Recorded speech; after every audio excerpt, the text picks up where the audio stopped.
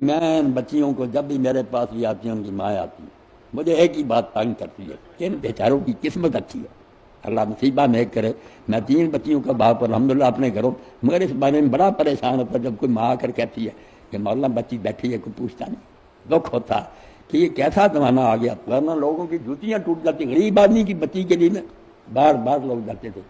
بڑے وقار کے ساتھ رشتہ لیتے تھے، مگر اب یہ لوگ بیچارے جھولیوں میں لیے پھرتے ہیں، حرامی لوگ جو نا بچیوں کو نظر انداز کرتے ہیں، ظالم آ گیا، کوئی پوچھتا نہیں۔ سورہ جو ہے نا یاسین، بیٹا بات آ گئی، وہ آیت لکھ لیں، بچیاں بھی پڑھیں، مائیں بھی پڑھ، چھوڑیں نہ آئے ہر نماز کے بعد 45 بار، اور بات بھی کوئی کرے تو کر لیں درمیان، مگر پڑھ لیا کریں سورہ یاسین۔ اور اس میں ایک آیت جو ہے سبحان الذی خلق الازواج کلھا مما تنبت الارض من انفسہم مما لا یعلمون، یہ نہیں چھوڑنا، اللہ مناسب رشتہ دے دے گا۔ اور یہ بھی یاد رکھنا کہ جو 45 بار سورہ فاتحہ کہی نا، جب کوئی توقع ہو، امید ہو کہ کوئی مہمان آنے، یہ پہلے ہی پڑھ کر جو چیز آپ کا ارادہ ان کے سامنے رکھنی، بہت الگ کوئی چیز اس پر پھونک مارو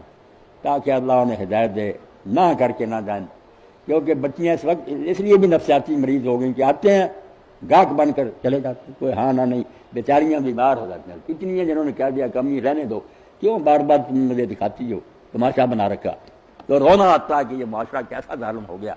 بچیوں کی کیسی بے قدری۔ مولانا اگر کسی وجہ سے بچوں کی شادی میں دیر ہو جائے اور عمر زیادہ ہو جائے تو کیا اس کا گناہ والدین پر ہوگا؟ والدین نے اگر نشان نہیں کوشش اس بارے میں کی سوچا نہیں، پھر مجرم ہی، بہت بڑے گناہ گار، بلکہ اس بارے میں تو اتنا آیا کہ بچی کی عمر اگر 12 سال کی ہوگی اور انہوں نے شادی نہیں کی تو وہ گناہ کرے گی، تو ذمہ دار یہ ماں باپ ہوں گے، ان کو پوچھنا پڑے گا۔